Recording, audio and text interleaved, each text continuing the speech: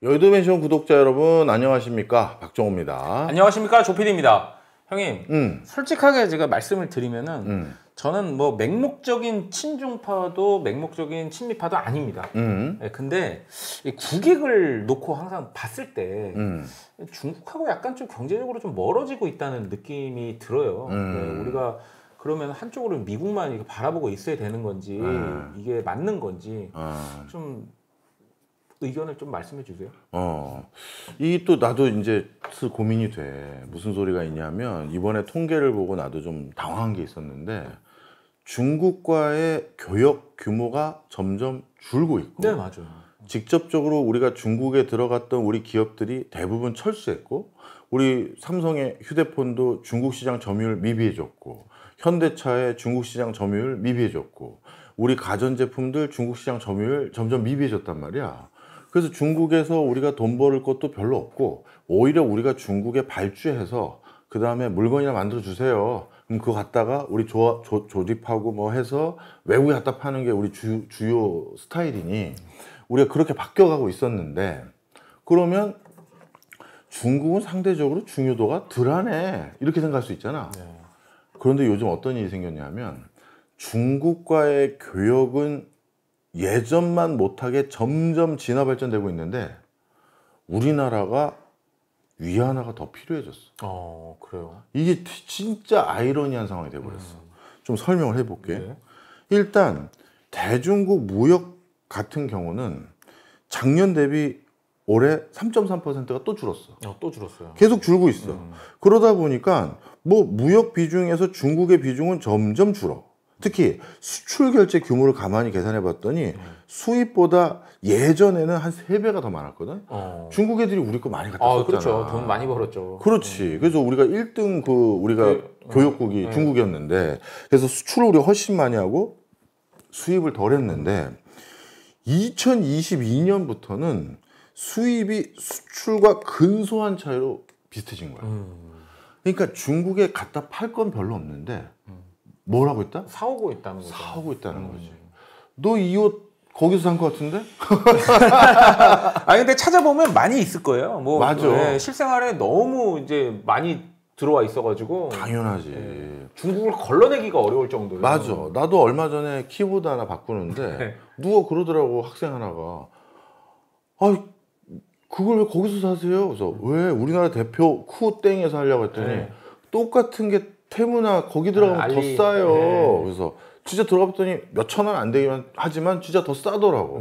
대신 요즘은 뭐 거긴 하나만 구매하면 안 되더만, 몇 개 구매해야 되고 뭐 이런 게 좀 있긴 하던데. 몇 개를 구매해야지 이제 정상 제품이 하나 갈 수가 있으니까 많이 구매하게 만들어요. 하여튼 그래서 실질적으로 우리가 이제 중국에 수출하는 것보다 수입하는 게 많아진 거야.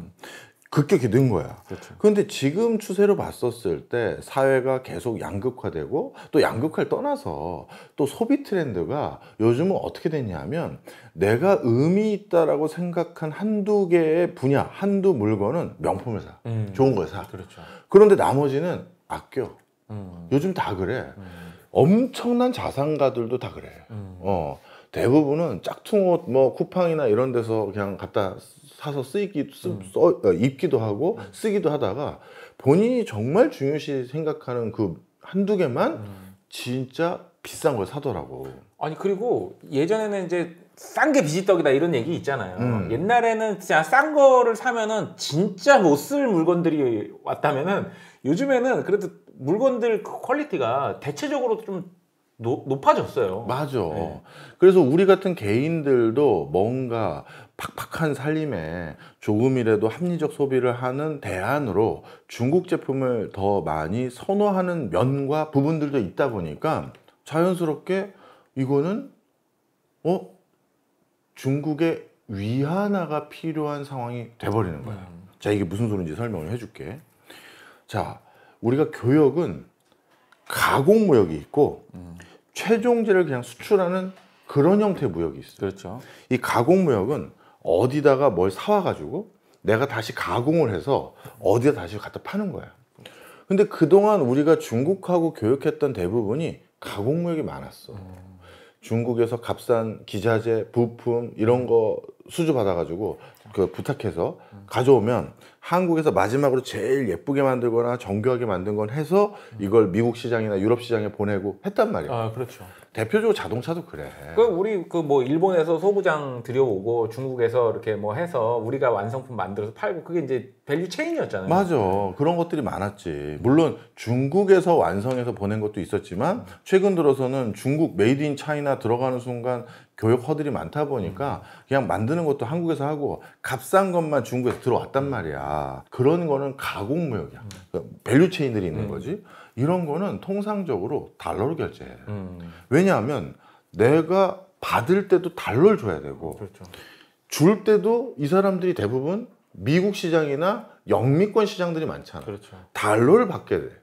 달러를 받았는데 얘한테는 다른 걸로 주면 또 수수료 나가. 그렇죠. 환차익, 환차손, 환율 리스크도 있고. 그렇죠. 그러니까 우리 다 달러로 거래합시다. 어차피 지금 다 달러, 나도 또 필요한 뭐 살려면 또 달러 필요해야 돼. 이렇게 되잖아. 그렇죠. 그래서 가공무역은 기본적으로 달러 기반이야. 그런데 점점 중국과 우리나라가 밸류체인으로 맞물리는 부분은 줄어드니까 달러 기반 교역은 줄어드는데 중국에서 물건만 사오는 딱 그런 우리 엔드 유저가 소비자들이 중국 회사로부터 옷 주세요. 아니면 마우스 싼 거 주세요. 뭐 이런 거 한다. 슬리퍼 주세요. 슬리퍼 주세요. 이건 가공무역이 아니야.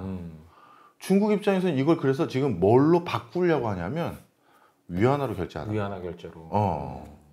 어차피 우리한테 줄 거고 우리 그게 어떤 중소기업이나 소상공인이나 어떤 중견기업이 돈 벌어가면 이제 중국도 중국 내부 경제를 가지고 돌리겠다니 위안화 달라는 거야.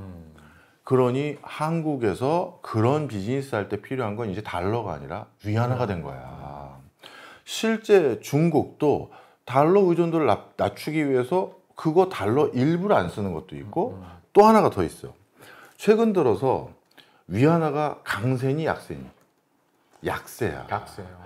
왜냐하면 중국 경제가 안 좋고 그러다 보니까 중국 경제 부양하고 또 미국에서 관세 부과하는 것도 일부 상쇄하기 위해서 위안화 가치를 떨어뜨리고 그렇게 위안화를 좀 약하게 해줘야 그나마 중국 경제가 수출 경쟁력을 계속 유지할 수가 있거든. 자, 그러니 위안화 결제가 이런 중국의 위안화의 평가 절하로 인해서 달러보다 위안화로 결제하는 게 오히려 유리한 거야. 바로 그래서 실질적으로 위안화 약세 기조 때문에 금융 비용이 축소돼 가는 것도 있고 앞서 말했던 것처럼 무역 구조가 가공무역에서 직접적으로 그냥 내가 살 거, 소비할 것만 그 중국에 발주해서 사오는 구조로 자꾸 바뀌어가다 보니까 위안화 결제 비중이 우리나라에서 점점 늘고 있는 게 지금의 형국이야. 그래서 이런 상황이 되다 보니까 이제 어떻게 되느냐. 내가 이것도 통계를 찾아봤어. 추계를 봤더니 2030년이 되면 지금에 비해서 우리가 위안화 결제 규모가 2030년이면 이제 5년 남았네. 5년 남았어요. 2배 될 것 같아. 아, 그래요. 추세라는 게 있잖아. 네, 급격하게 높아지고 있네요. 그러면 이제부터 이제 우리가 고민이 생기네. 자, 트럼프가 하려는 대표적인 행보가 뭐야? 달러가 약세로 바뀌어지네. 이 달러 약세를 어떻게든 우리가 해결하기 위해서 우리 여의도 맨션에서 추석 특집으로 스테이블 코인 한 편 나갔잖아. 그렇죠. 그거 엄청 많이 보셨더만. 네, 그렇죠. 그 스테이블 코인이 그나마 달러 약세로 바뀌어가는 세상의 흐름을 뒤엎기 위한 미국의 아이디어였고, 그래서 어떻게든 달러 강세로 바꾸려고 하는 거고, 그래서 스테이블 코인을 바탕으로 전 세계 많은 국가가 실질적으로 달러 기반 생태계에 더 많이 체류하거나 편입되도록 유도하려는 게 미국의 의도란 말이야. 네.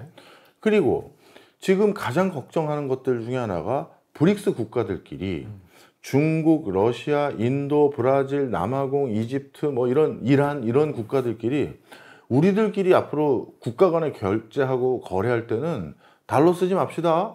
이렇게 얘기를 하고 있어. 그렇죠.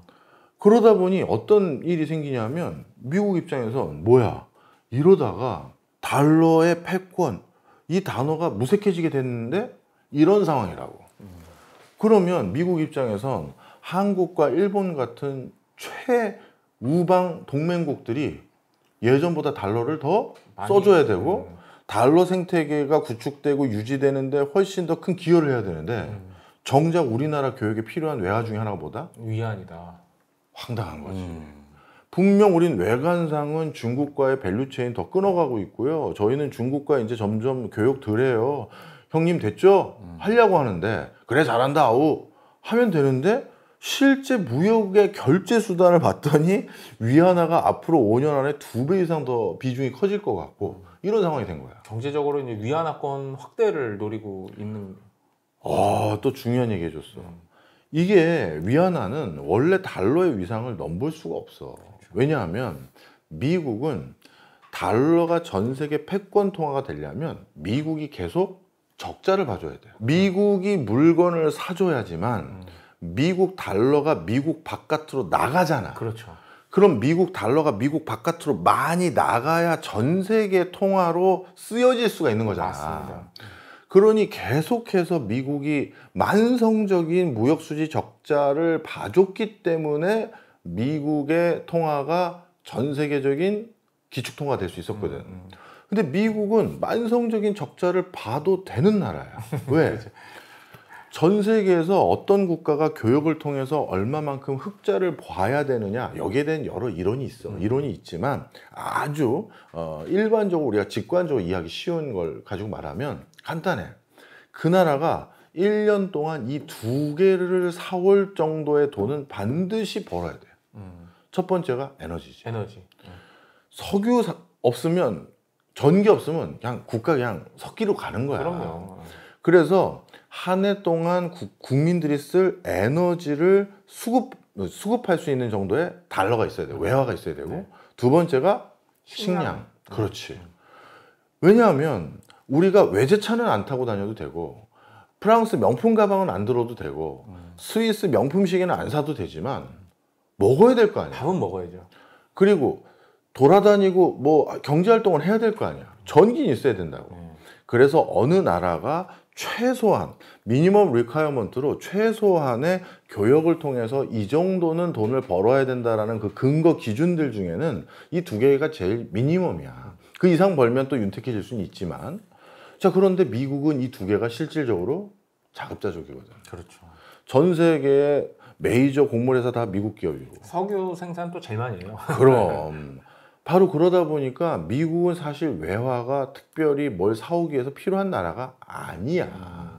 그런 상황 속에서 만성적인 적자로 달러를 쫙 뿌렸더니 갑자기 달러가 금만큼 귀해진 게 됐고 그것 때문에 미국은 이제 야 우리가 굳이 돈도 안 벌어도 되는 게 우리 돈을 종이에다가 우리 옛날 대통령 그림 그려가지고 인정기 돌렸더니 숫자 썼더니 이게 금만큼 비싼 게 됐어. 네. 그러니까 그냥 펑펑 갖다 쓴 거란 말이야. 자 근데 다시 돌아와서 중국은 그런 구조를 할 수가 없어. 네. 전 세계에서 석유 제일 많이 수입하는 나라 중국. 그렇죠. 에너지 그다음에 엄청 많이 했어요. 전 세계에서 먹거리 제일 많이 수입하는 나라 중에 하나가 또 중국이야. 동물 사료까지. 그럼 네. 사료, 돼지고기 브라질이나 다른 나라에서 중국에 안 팔면 중국인들은 돼지고기 못 먹으면 큰일 나. 그렇죠. 모든 음식에 다 돼지고기가 들어가는데 네. 그래서 정말 난리 날 정도로 의존도가 높은 식자재인데 그런 것들 외국에서 수급받는 게 한두 개가 아니거든. 그래서 중국이 신재생 에너지로 석유 의존도를 최대한 낮추려고 하는 거고 그 다음에 식량 안보 때문에 이 중국은 항상 중요 산업 목표 중에 하나가 식량 자급자족입니다. 바로 그런 이유인데 그 두 개가 없기 때문에 위안화는 국제 결제 통화가 될 수가 없었어. 그렇죠. 그리고 중국은 손해 보면 안 되는 나라잖아요. 돈을 벌어야 그 두 개 사올 거 아니야. 그렇죠. 그런데 그 중국 위안화를 국제적으로 달러랑 똑같은 통화를 만들기 위해서 한다? 원래 이게 안 됐는데 지금 상황은 어떻게 된 거냐면 위안화를 약세로 만들어 놔야 돼. 그래야 그나마 수출이 되거든. 네, 그렇죠. 지금 관세로 두들겨 맞았지. 기타 보이지 않는 무역 장벽으로 관세는 부과 안 됐지만 어느 나라에서 못 사주게 미국이 뒤에서 조장하고 있고 어느 나라에서 중국 제품 다 퇴출되도록 미국이 조장하고 있고 이런 상황이란 말이야. 거의 뭐 그 세컨더리 보이콧 준하는. 맞아. 그러다 보니 야 이거는 소비자들에게 이 가격인데 내가 어떻게 안 사? 이 소리가 나올 정도로 가격이 싸져야 되거든. 맞아요. 우리 테무에서 물건 살 때 이게 말이 되냐? 아니 이렇게 이게 하잖아. 황당할 때가 있어요. 진짜. 맞아. 그리고 그 가격 말도 안 되는 5,000원짜리를 중국에서 배송을 해준대잖아. 아니 너무 싸서 오히려 더 안 사게 돼. 걱정이 되니까. 걱정이 되니까. 자, 그런 지경까지 물건 가격을 낮추려면 위안화 가치도 낮아져야 되거든. 그런데 위안화 가치가 더 낮아지는 상황을 계속 유지하거나 이 낮은 위안화를 계속 유지하기 위해선 중국이 지금 돈 써야 될 게 많잖아. 위안화를 막 찍어냈는데 내부에서만 그게 위안화가 계속 하면 위안화가 너무 폭락해서 이제는 중국 위안화에 대한 신뢰가 떨어지고 그게 중국 경제의 신뢰도를 악화시킬 수가 있는데 약간 이게 미묘한 줄타기일 수도 있어. 누가 위안화를 전적으로 의존하면서 지금 교육을 하고 있냐면 러시아지. 러시아는 달러로 뭘 못 산단 말이야. 그렇죠. 그래서 본인들이 필요한 생필품, 공산품, 일부 군수물자를 중국으로부터 조달받고 있는데 그때 대금 결제를 위안화를 쓰고 있어. 그런데 그 위안화가 그러다 보니까 중국 본토에서 적지 않은 부분 러시아로 갔거든. 그래서 러시아가 지금 교역에 사용하는 1등 화폐가 달러가 아니라 위안화로 바뀌었어. 그래요. 그랬더니만 중국 정부에겐 숨통이 트인 거야. 야, 우리가 지금 위안화 유동성이 너무 풍부해져서 이러다가 오히려 국가가 너무 돈의 가치가 떨어져서 문제가 될 것 같은 상황까지 돼버렸는데 러시아 쪽에서 위안화 일부 가져가서 약간 급한 불을 껐다. 약간 이런 상황이야. 이게 계속 유지되기엔 쉽지 않은 구조인데 하여튼 일부 그렇게 된 거야. 그런데 봤더니 한국 소비자들도 이제 우리 걸 무조건 사네? 그럼 위안화 써달라고 하자. 중국도 그걸 요구하고 있어. 자, 그러니 미국 입장에선 뭐야? 이거 이렇게 되면 우리 계획이 좀 흐트러지는데 중국 경제를 더 억압해서 중국이 더 힘들게 만들어야 되는데 한국도 위안화 결제 비중이 높아지고 러시아는 1등이 됐고 이게 우리나라만이겠어? 동남아시아에 다 테무나 알리익스프레스 장난이 아닐 텐데. 그렇죠. 그러면 이거 중국은 물론 이 상황을 계속 유지 못해. 미국도 이렇게 적자만 보고 돈을 뿌리는 게 유지가 안 돼서 지금 미국 국가 부채부터 난리가 난 거잖아. 그렇죠. 이 모델이 계속되는 건 아니지만 지금은 미국과 중국 간에 어떻게 보면 치킨 게임이거든. 치킨 게임이죠. 그럼 이 치킨 게임에서 중국이 버틸 수 있는 여지가 생겨버린 거야. 위안화 결제라는 걸로. 그렇죠. 또 중동에서 석유 사올 때도 또 위안화를 쓰기 시작한 거거든.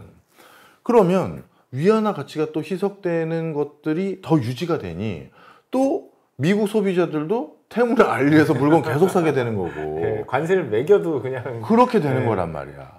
자, 그러면 이제 여기서 우리가 중요한 대목이 있지. 이번에 트럼프가 한국에 온단 말이에요. 네. 아마 이거 방송됐었을 때는 이미 왔을 겁니다. 네, 뭐 그 시점 정도 될 것 같아요. 그러면 이제 트럼프가 담배 이렇게 피다가, 담배 피는 사람은 아니지만 이렇게 피다가 담배 이렇게 끄면서 니네 교육 어떻게 할 거야? 계속 이렇게 위안화로 결제할 거야? 어떻게 할 거야? 어떻게 해야 될까요? 물어봐야 되는 거 아니에요? 그걸 분명 요구할 수도 있어. 네. 아니면 트럼프 입에서 그렇게 디테일한 건 안 나올 수 있지. 그 사람은 큰 거 던지고 빠지는 사람이니까. 실무진에서 그렇지. 협박 들어오겠죠. 응. 상무부 장관이 이런 사람 딱 보면서 뭡니까 이거? 이거 뭐예요 이거? 아니 손발이 이렇게 안 맞아서야 이거. 그렇지. 어떻게 하라는 거냐?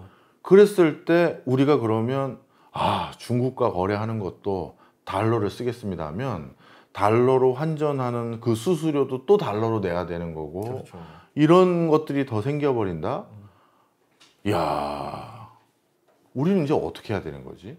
분명 표면상으로는 중국과 점점 거리가 멀어지고 있으나 실제 생활 경제를 가만히 봤더니 위안화 결제 비중이 더 높아졌고 자, 네가 한국의 기재부 장관이야, 부총리야, 경제부총리야. 네.